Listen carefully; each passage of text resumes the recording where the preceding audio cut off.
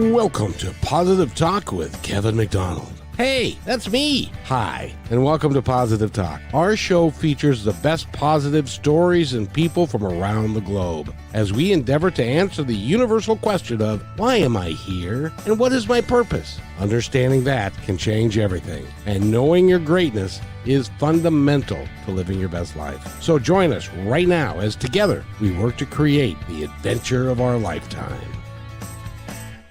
And welcome to Positive Talk, everybody. My name is Kevin McDonald, and I'm glad you're here. We've got a great show for you today, and it's a local guy, so I'm hopeful that his family, friends, clients, and readers, and folks that have been part of his reimagining life and continuing to move forward are listening in today.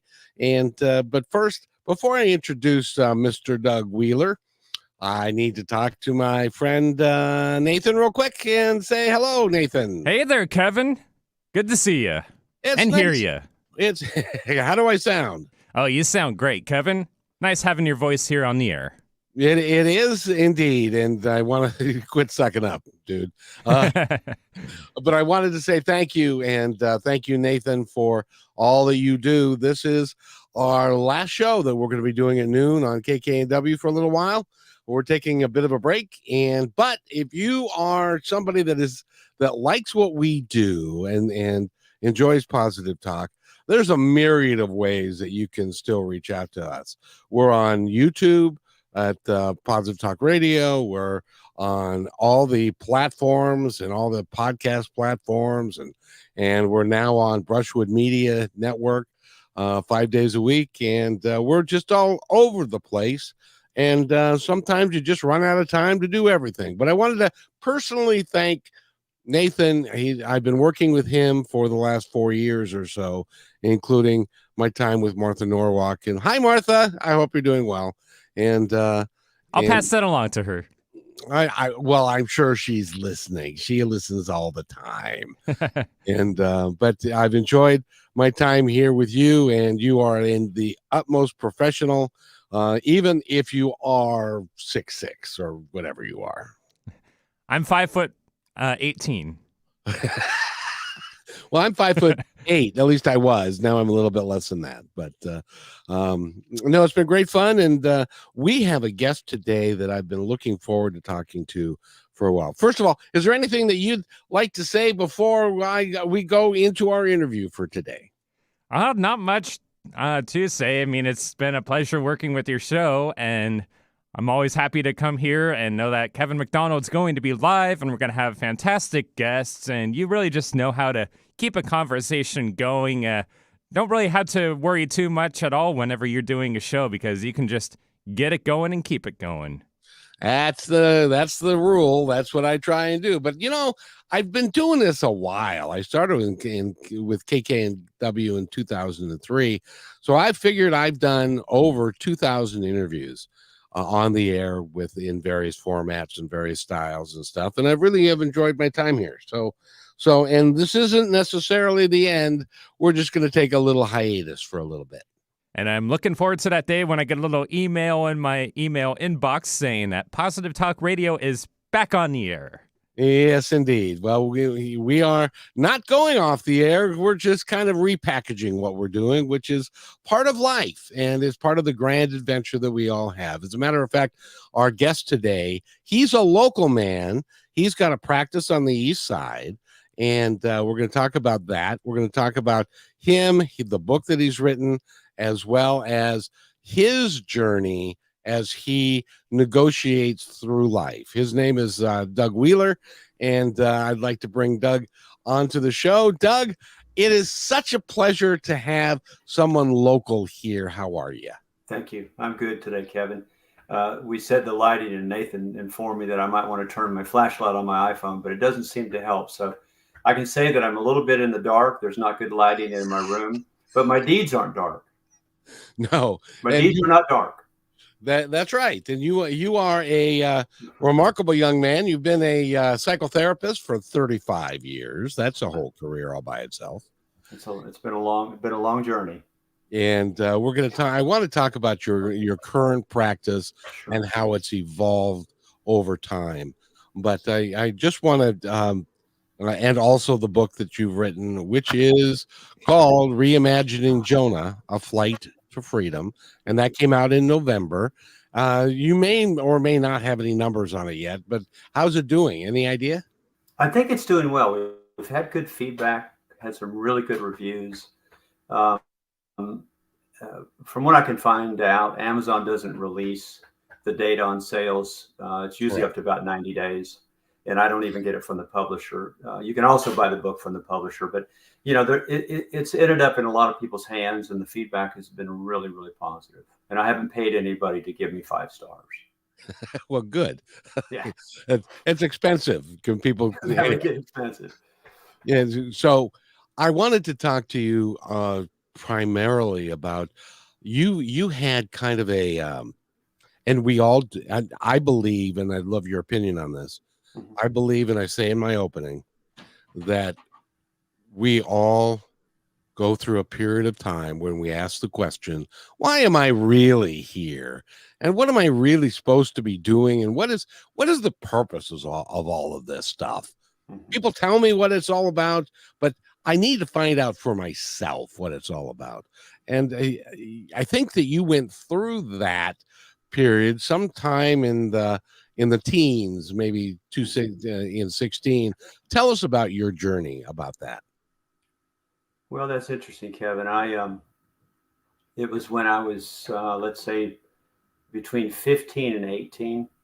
Was a very, very challenging time for me for a host of reasons. Uh, as we all are trauma survivors, I'm a trauma survivor. And yeah, things fell apart for me, let's say my junior year in high school. And I hit a very dark slide and slid pretty deep down and was estranged from both of my parents and my brother for a period of time. I lived in a different city. I grew up in Elizabethtown, Kentucky, which I used to refer to as a small town in Kentucky. It's about 30 miles south, right on I-65 from Louisville, or they say Louisville. Um, yeah. And by the way, my mother grew up on the south side of Chicago, and she was a city girl. So um, we were, let's say, we were Yankees that came into the South. And so we were imported into the South in 1964. So I learned to say Louisville in school, but we were not allowed to pronounce that at the dinner table. So we were always corrected with, would you like to try that again? That's Louisville. So I can say them both. But, anyways, I lived in a different city than Elizabethtown. And I had a spiritual experience. There's different language for it. Back then, somebody told me that I'd been born again, and then I was a born again Christian. And I mean, I had a Jesus Christ experience that I really am still trying to understand all that happened to me at that time, but it drastically changed my life. And so I really did, in somewhat of a very swift period of time, I went from dark to light. And I was able to again feel hope. I had a lot of energy as a young kid, and I was very imaginative, and I was very optimistic. But yeah, those were 3 years of um, some loss, but a real darkness inside of me. So that began a journey that I've had some bottoms out or bottoming out during my, let's say, late adolescence and into early adulthood. Um, there's been some cycling that's going on in that. And I think that we need to normalize that for most of us, that if it's not a severe mental illness issue, which mine was not, um, but we cycle in and out we can cycle in and out of light and dark. And so what birthed the book that we'll be talking about is another bottom out for me in 2016. And this was the worst I'd ever been through. And we can talk about what that is. But anyways, that's kind of the nutshell of my childhood. But there's a lot of things that I'm not addressing that went on during that time. I believe that, and really it's more of a knowing, is that our life is full of experiences and some of them are good, some of them are not good, but they're all designed to bring us forward to where we are today. If you look at it from a positive aspect, which I Mhm. have a tendency to do, because I do have a show called Positive Talk, right? Yes, you do. And That's better than negative talk radio. I don't think that would go over well. no, that's all on Fox News. I'm sorry, I didn't say that. Oh no, I invite you to say that. Please carry on. and and so the idea that we experience all of life, and you had a spiritual experience when you were very young, Mhm. and that helped you through some of the darkest periods and gave you some light and so forth. And it is something that we all grapple with, Mhm. and it depends on how you look at it. I think will depend upon the success you have getting through it. Because if you believe that everything is there for a reason and that it is there to take you to where you were meant to be so that you can live the life that you want to live and Mhm. can live, that it can be construed as, boy, that really sucked, but I learned something from it, rather than life is just terrible. Do you kind of agree with any of that? Oh, I would say for the most part, I agree with all of that, Kevin. Now, the one thing as you're talking, the one thing that I'm thinking about is I think that in some ways that can go, and I'm not saying you're doing this, it can go too extreme, that you can always get something good out of what happens to you. And I think that at times that can minimize the impact of trauma.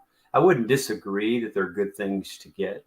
For example, the death of my brother, and we can talk about that. Um, it was very difficult. The day I was aware, and it was during the early writing of my book, that I saw valuable things that came out of my brother's death. But I really had some significant cognitive dissonance around, does that mean, and this was just all kind of in my inner work, but I think this binary thinking can be very, very common. I felt quite ashamed of, how could I get something good out of such tragedy? So I had to really think that through and really process that. So I would agree with you that there are good things to get, but I sure wish, of course, that it never happened. And I know a lot of trauma in a lot of people's lives, and I want to believe that they would be able to have gotten where they needed to get without less suffering if it hadn't happened to them. But still, it does create resilience. I mean, I'm thinking about your authentic grit. You know, the first time we talked about doing this, I told you that I did some research on you, and I really like that acronym that you set up. I've got it actually pasted on the wall here just as something to remember. Authentic grit. G, and Kevin came up with this, and I really like it. G is for gratitude. R is for resilient. I is for indomitable spirit. And T is for tough. And I was reflecting on that this morning, and I thought, um, where I go this morning, not because I've had a bad day or a bad week, because I haven't, but tough stood out to me this morning, kind of in a meditative time that I have every morning. And I learned doing some men's ritual work when I did some work out in the desert with a group of guys. And the first thing that we were asked to embrace was, life is difficult. And in one sense, you could say at times life sucks, but life is hard. And I remember I didn't want to accept that as the first tenet coming into the work that we were doing. Life is hard, but the older I get, I'll be 65 in March. Life is difficult.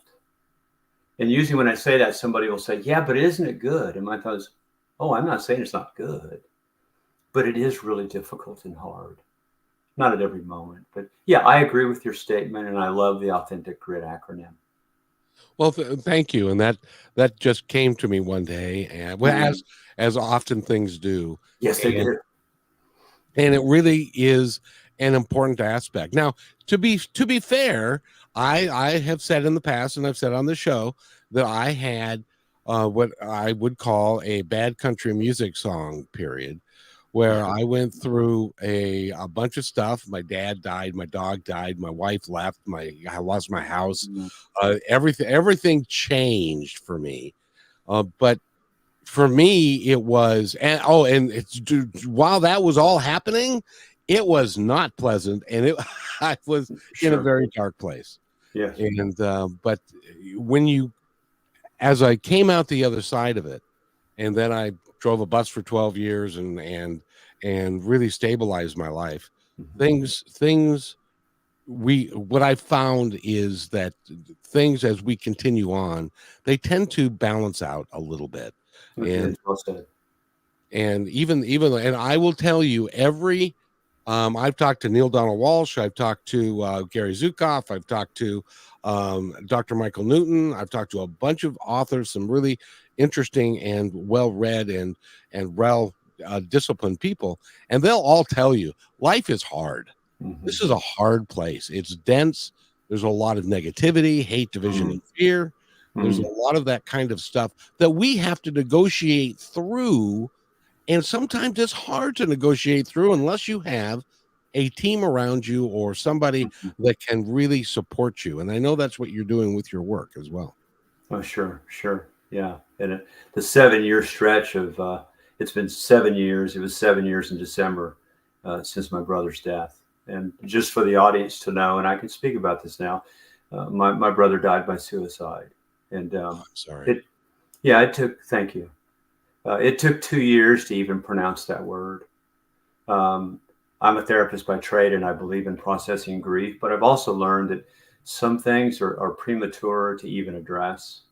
And so I went inward, and the only therapy, and I've done a lot of therapy throughout the years of where I'm on the couch or I'm on the chair. And the first year I saw a massage therapist that did acupuncture. And that's the only way I could attend to my grief was that I surrendered my body, if you will, to her every week, sometimes twice a week. Didn't say a word. We'd already been kind of working together for a while. And she said, I'll talk to my clients or patients if you would like to talk. And this was before my brother's death. And I said, I really like quietness. So do your work, do the acupuncture, do the work, she said to me, just to let you know, the kind of massage. It wasn't the kind that you maybe typically would get on this. This sounds a little maybe disrespectful, but I imagine some that it's more of a tickle and more of a soothe than it is a hard massage. She said to me after the first time, you'll be my pin cushion and my punching bag. So she stuck me with a lot of needles and she worked on me hard. But as I would lay on that table, I had no words for my grief. It's been proven those 9 stages or 8 stages of grief that one goes through, those were never set out. And I've spaced on the author. It's that seminal work she did. We all know Kubler-Ross. Yes. She never meant, if you do some research on that, she never meant those to be stages that you go through the first stage and then you go to wherever anger is in the lineup and whatever. She never meant those to be consecutive stages. She said in her work, you'll be all over the map. I mean, within 5 minutes, you could channel through 3 of these and not in order. But somehow, as we do, somebody packaged it up because to be honest, I think it sells better when you package things. And all of a sudden it's like, well, you go through stage 1 and then you go through stage 2. And I knew that was not the case. So I didn't put that on myself. My grief was just literally all over the place, but I'd lay on that table and do the inner work with no words. I couldn't speak of my brother's suicide except to the people that knew about it. I could barely talk about it to my family. If it had been for my wife, my 2 sons, I do not know where I would be. I had friends that helped me through that time as well. But my wife and my 2 sons, they gathered around me. I was broken. I was so broken. So suicide's a tough one. I remember speaking to my cousin. She said, I called her and told her about my brother's death. And she said, well, Doug, I lost my husband. And I knew this story. She's a little older than me. She said, I lost him. He was a Vietnam vet and he took his life back in maybe the 80s or I've forgotten when. And she said, you just became a lifetime member of a club that you never wanted to be a member of. And that she's not the first one that said that. I think that gets kind of passed on, like in the AA model, you pass these slogans on.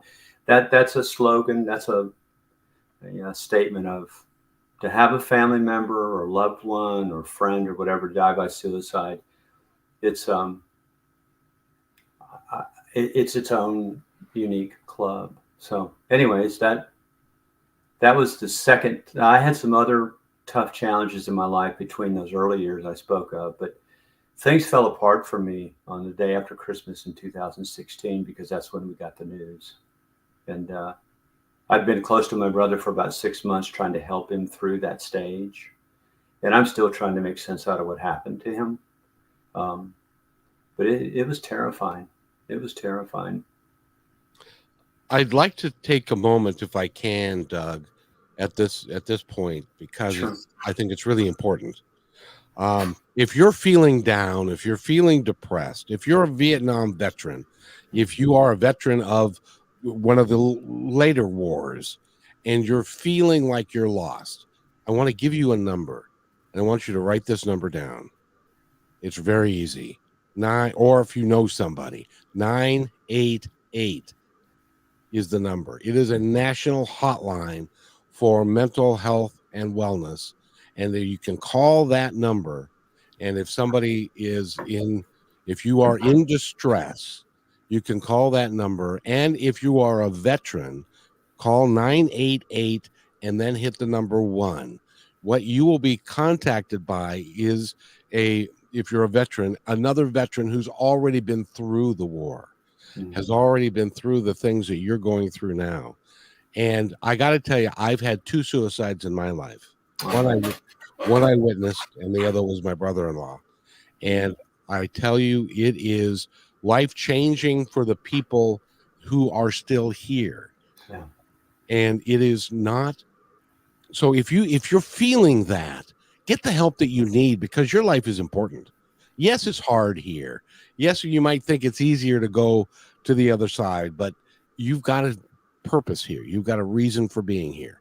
So please, 988 is the number. Get the help that you need, or contact Doug Wheeler. And you can do that by going to dougwheelertherapy@gmail.com. And he can be a resource for you to help you perhaps through some of these things that you can get through, because I witnessed the suicide that I witnessed. His whole family was absolutely, completely devastated. And I don't think, because he and his wife were having problems, and she was having an affair, and all that, all the things that go on in life, Sure. that told him that his life was meaningless and worthless, and that he might as well go. And this was the 4th of July, and he might as well go out with a bang. And so he did. And it was something that he didn't until a moment after he passed. He did not realize how many people loved him and how many people cared. And I think that if he had gotten that message earlier, that he would not have done that. He would have sought help. But you know how difficult that is for the family and for other people. And you're still 7 years later are grappling with even the concept of what he would be thinking and how that came. Well said, Kevin. Well said. Thank you.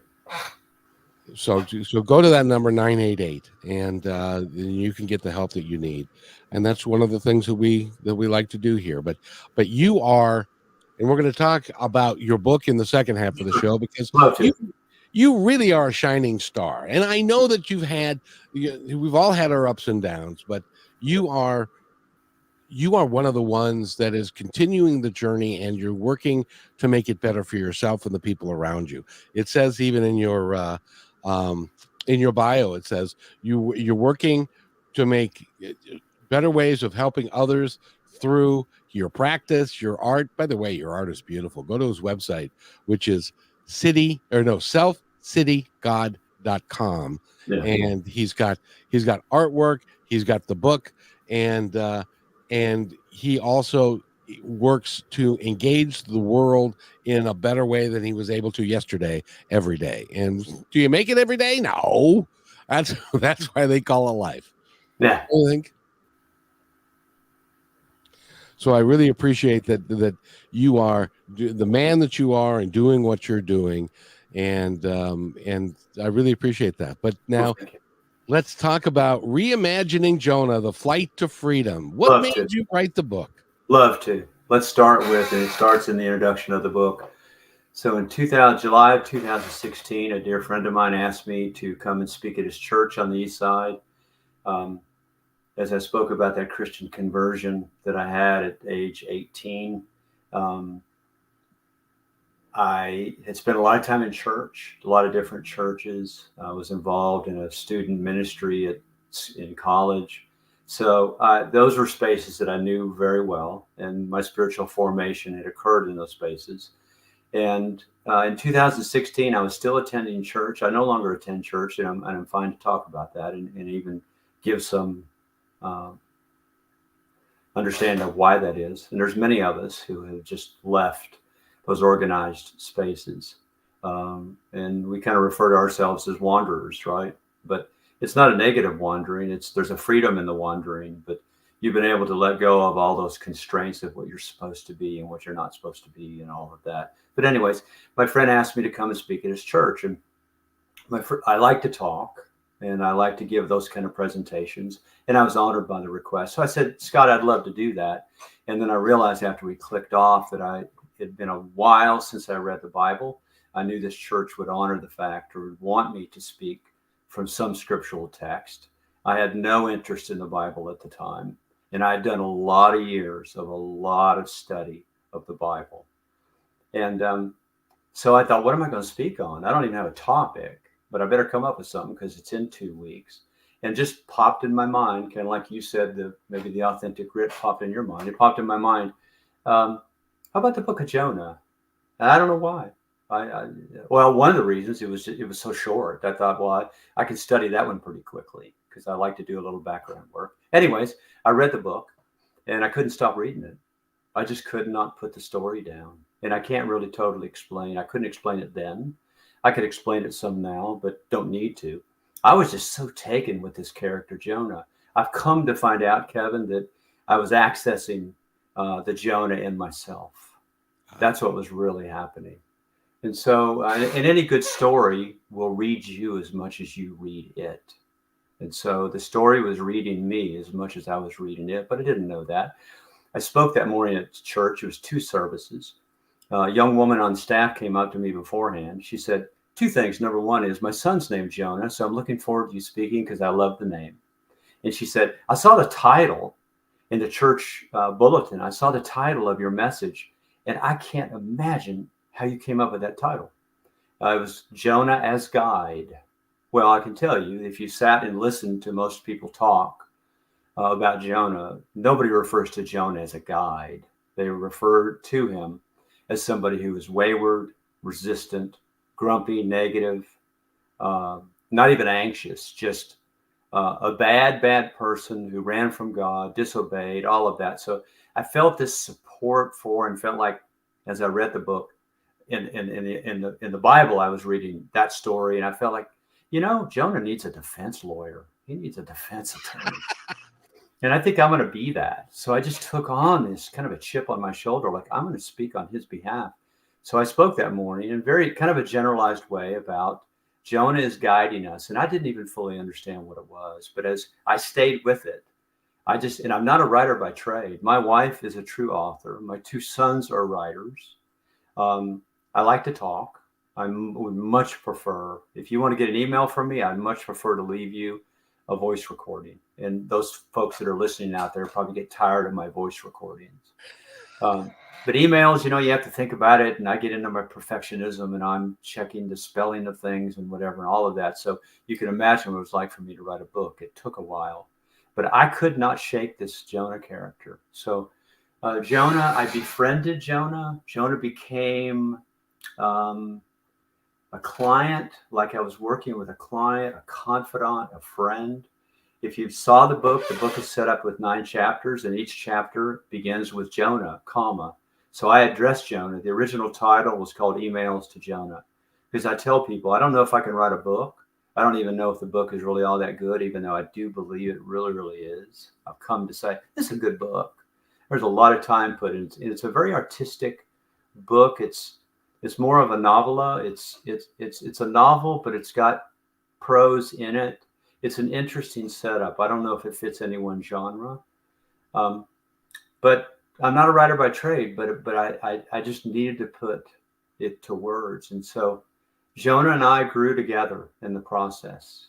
And I would get ahead of myself and get anxious, and I would keep saying to my family members, here's the publishing date. I got to get this submitted. And everybody, always the consensus was, you're rushing, just pull back. You're rushing things. And I think some of that was the anxiety of I'll never get it done. But I also think I was trying to rush my own grief process. And so the book helped me slow down because I was forced to write. And I will say to anybody out there, you are addressing folks that are in grief, possibly having suicidal ideation. And even just in a dark time, even if there's no suicidality going on.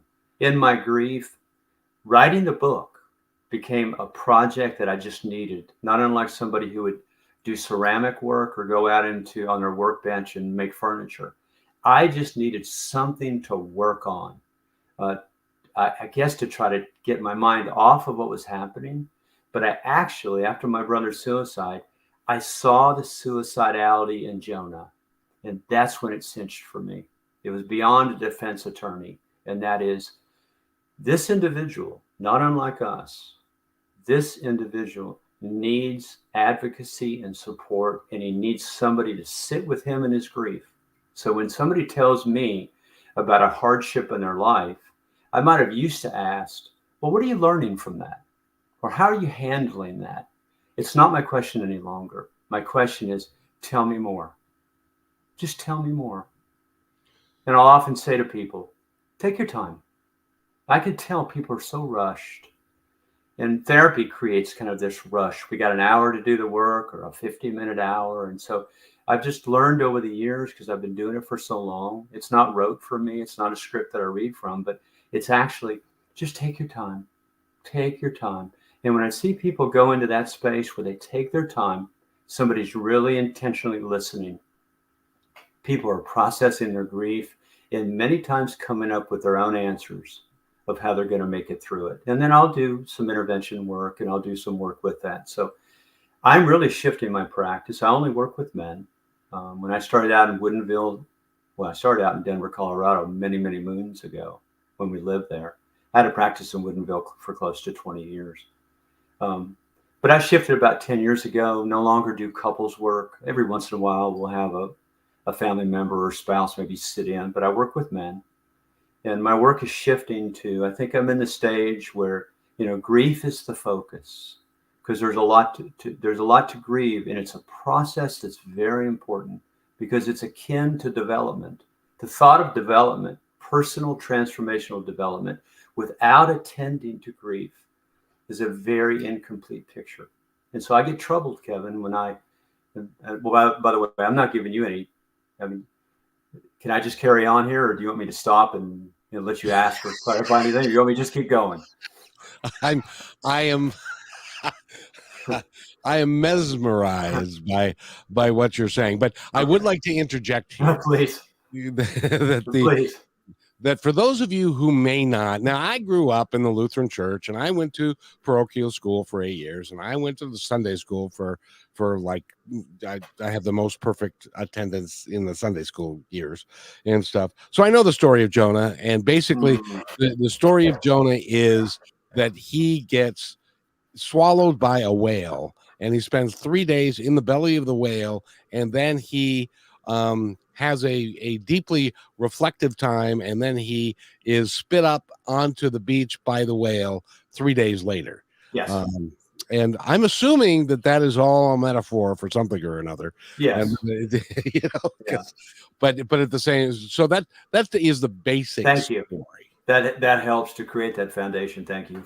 I always assume, and it's not a good assumption, that people know the story, and I say I think I say in the introduction of my book, go read the original story. But yes, he is vomited out of the fish's mouth.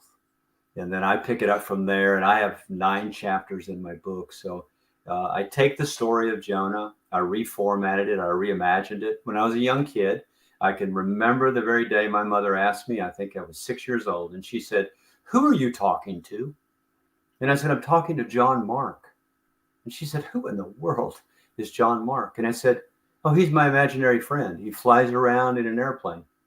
Now, what I mean, I'm not, I don't, I mean, getting on an airplane is fine, but I was not enthralled or with airplanes. But he flew around in my head, if you will, and I would talk to John Mark, and I had a relationship with him. And there was a time where, and I don't remember, but it just faded. But I remembered that probably 10 years ago, before I even started writing the book. So I imagined Jonah that way, and I just let my imagination roll. And if you read the intro to the book, I'm not a theologian by trade, even though I've studied theology and I care about, because it basically is spiritual and religious thinking, and I care about that as something foundational. I'm not a linguistic, but I'm not an expert in linguistics. I'm not a theologian. I have a PhD, but I don't really consider myself to be an orthodox scholar. I'm a psychotherapist, but I came at this letting my imagination just light up and go. And I say in the intro, none of this, I'm not claiming that I have any authority about this individual, but I feel like Jonah somehow broke into my reality and alongside of what I was going through. And so, as I said earlier, we grew together. And so that was the beginning of Jonah. There's a lot to say about how difficult it was to write a book. People were asking me, are you working on your second book? And my thought was, I'm still trying to recover from writing the first one. Well, I'll tell you, writing, I've tried writing a book. I can't write. Okay. I can't say that I can't because it's not over yet. I might at one point in time. But the major thing is that it is a process. And I believe that in a lot of cases, in a lot of ways, Jonah was brought to you because someone wanted a different imagining of that story, because I think it's been misinterpreted in many ways by a lot of folks. And that's a great way to say it, Kevin. So I think that's what you were doing, but sometimes it takes a while to recover from that process. Oh yeah, and I say this in the book that I took this on early in the writing, that I was experiencing Jonah as person before prophet. And so what that gets to me is that before you speak about somebody's credential, and we as men often, I do it all the time. Hey, what do you do? What do you do for a living? There's nothing wrong with the question. But many times it kind of masks that possibly a discomfort around the intimacy of who are you and where do you come from? And so I'm trying to shift rather than saying, hey, Kevin, what do you do for a living? I care about work. I grew up with parents that came out of the Great Depression. And so it was really, really just infused into my genes and my DNA about work and having a work ethic. Anybody who knows me, I have a deep, deep appreciation for work. I love to see people, I don't care what they do. I watched somebody fix my sewer recently, and I love to watch the young man dig the hole. And I said to Jessen, how long have you been digging holes? And he goes, oh, Doug, I've dug so many of these. They dug 11 feet down to get a broken pipe. But to watch him dig that hole, because he was experienced, he knew how to shore up the walls. It was a beautiful thing to watch. I've always loved to watch people work. And so I don't know if anybody would have loved to watch me work as I was trying to write this book, because it was really a difficult process. I think there are people that are born to write. I think you still have to work against the resistance and all of those things. I was not born to write. This could be my last book. I don't know, and I'm not going to make any statements. I say that's to me. I'm saying I'm not going to make any pejorative statements. There are some things that I want to pick up, some themes that the book touches. It's a short book. It's a very creative, almost poetic work. And there's some fundamental things about politics. There's some fundamental things about the abuse of power. There's some fundamental things about this definition of what men are and what men are supposed to be and what women are supposed to be. It's got a Jungian twist to it. The Jungian mindset around male and female is not to say, well, men are this way and women are this way. What Jung did, and this is one of the things that split him from Freud, Jung addressed the archetypes of anima and animus. And anima is the feminine soul or energy. and animus is the male energy. And so what he said was, there's a sexuality. You and I are born and we're identified. Things are changing a lot in this space. And I'm trying to stay up with understanding what's happening within gender. But things are becoming much more fluid. And I won't speak to that because I'm not an authority in that space. But this idea of, I was a boy and I was to think like a boy and act like a boy and all of that. And what Jung said was, there's a contrasexuality. If your sexuality is predominantly male, there's a contrasexuality. Now, some of this doesn't play well in the environment we're in now. So Jung has to be translated now to be more applicable to what's going on. But there's a feminine energy within men, and that's the anima within a man. And there's masculine energy within a woman, and that's the animus within her. So I like to approach, and so I worked in, the reason I speak to that is I worked in some of those Jungian concepts to what was going on with Jonah. That Jonah had been prototyped to be the male of what male looked like in his tribe. And I just imagined that, and I used my own story and the things that had been placed upon me. My brother was much more of a typical male than I was. I was much more sensitive and more emotionally attuned. I don't know how that came to be. I was born with an illness and almost died. It was very close to my mother and grandmother. And it was tough because those two female, those are two very profound females in a young boy's life. And they really, really took me on. I was not close with my father. My father was a World War II vet. He was not emotionally available to anybody. He was a good man. Things changed for him in the last year of his life, and that was a spiritual conversion for our relationship. That's a whole nother topic. But back to my grandmother and my mother took to me and did not take to my brother. And I believe it was part of my brother's pain. I know it was. He didn't speak about it. I don't know how aware he was of it. I think there was a depression there throughout his life of feeling the rejection. I'm on the side of, I was chosen. And I get into that in Jonah because it's not always easy to be the chosen one. There can be a guilt and shame that comes. And also, Kevin, you would be able to apply this, I'm sure, to when you are a suicide survivor, which I am, meaning I had some suicidal ideation myself, but I survived my brother's suicide. But I've had that guilt complex, that survivor guilt complex of, how in the world have I made it? And my own brother, who came from the same womb, I mean, what's going on here? But my wife will sit me down at times and say, let's talk about the choices that Dick made. Let's talk about the opportunities that Dick had, that he could have gone a different direction with his life. My brother was a profound executive in the healthcare industry. I love this statement. His statement, the mantra among his teams, he worked for 5 or 6 different big players in the healthcare space. And he held some big positions.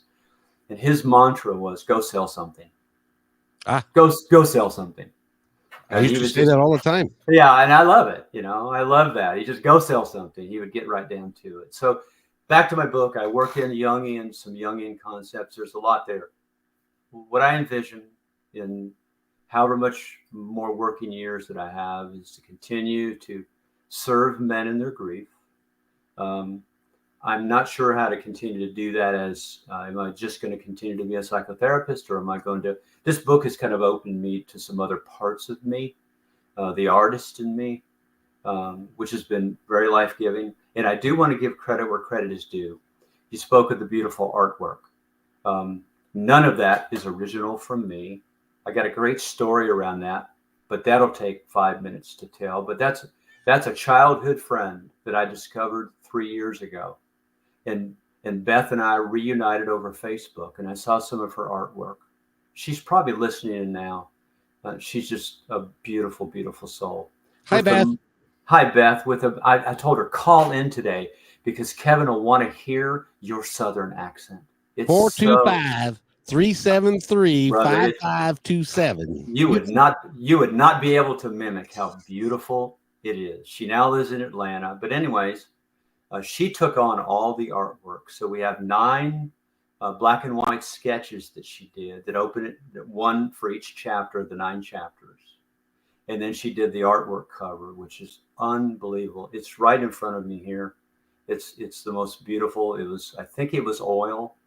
It took so long for it to dry before we could even get it to print. So it kind of slowed the process. I had so many things, Kevin, to slow the process down. And what I've taken from that is I've rushed my entire life. I really have rushed my life. And I'm trying to slow down, and I'm trying to trust. And I think you're a man that maybe has learned much more of this than I have, to trust that things are going to continue to materialize. Things are going to continue. Ways will open. Parker Palmer says, when way closes, way will open. When a door closes behind you, if you're spiritually attuned, you might be able to see a door open in front of you. And so I'm trying to deepen those practices in my own life. Boy, Doug, I tell you, you have said a lot. I know. And a lot of it is very, very meaningful. And I want to just clarify a couple things in my own mind. Please. And one would be that I know that you were a born again Christian when you were a kid, Mhm. and then you went through and you learned about the Bible, and as I did, Mhm. came a point in my life when it became like there has to be more. I don't get enough fullness out of what this is. And I want to understand more about things like meditation and mindfulness and taking care of each other and doing, even though the Bible says that at times, they killed a lot of people too. So, Yes, it did. Genocide is clearly in the Old Testament. And not only is it there, but it's actually, let's see, I'll tell you this. A friend of mine said recently, he said, wow, isn't the Bible so honest, especially in the Old Testament story? It's like, be it however God exists, that somehow God wanted, we'll just use God, somehow God wanted us to know that genocide was accepted and celebrated. And that's deeply problematic. So it's interesting when you begin to see the Bible as it's telling on itself. And that's what I began to see about Jonah. It's like there's something here. It's telling on itself about Jonah, because Jonah, the most problematic character, Kevin, in the story, and there's not many characters in the story. The most problematic character is the God in the story. And I set out to say, I can't deconstruct God. I don't even know really how to define God. I used to have clear definitions, but I'm going to work to deconstruct the God in the story. I'm going to set out. I mean, I do have the courage to do that.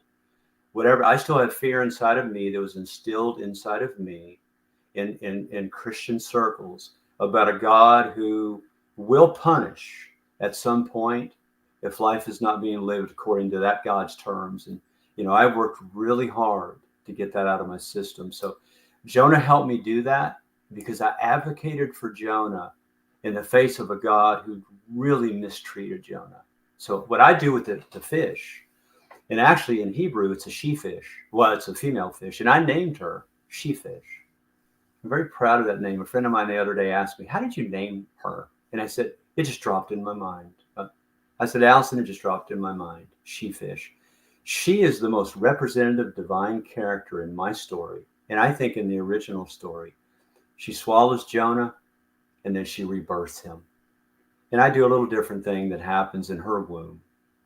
So anyways, yeah, I could talk a lot about that, but that's my story. Well, you need to go get the book, which is called Reimagining Jonah, Flight to Freedom. And the author is Doug Wheeler. Go to dougwheelertherapy@gmail.com and you can talk to him directly, or you can go to selfcitygod.com and find out all about him, his work, the art that he does, all of those things. It's really important. And I just wanted to say this real quick about the energy, because I think Jung had it exactly right. We all are energetic beings in a physical body. And I think the makeup of each person's energy is different. We have different, I've been told I have a lot of feminine energy, um, and also a lot of masculine energy, because you make me mad and the man comes out in me. But there are some folks that are much more of a male dominated energy personality, Very true. and some that are more female dominated personality. And so I think partially that's where this era that we're now in, of not understanding the male and female and who you are and who you really feel like inside. And I think there's a lot to be said about the energetic makeup of each individual. What do you think about that concept? Oh, I think that's beautiful. And I think that when what you just presented allows for a different way to approach even gender. It's a way Yeah. without saying it's this way or that way, that binary thinking. It's saying there's these energetic sources within us, about that inner life. Absolutely. I think you did a great job. You've done a great job of being able to condense uh, my bountiful mind and the things that I speak of. So you and I need to work together. I need to spit out there what I'm thinking about, and you need to say, I think I could condense that down into about 3 sentences. And I'm like, all right, Kevin, let's do that. Hey, I'd like to ask you, so would it be helpful for the listening audience to know anything more about the short sabbatical that you're taking?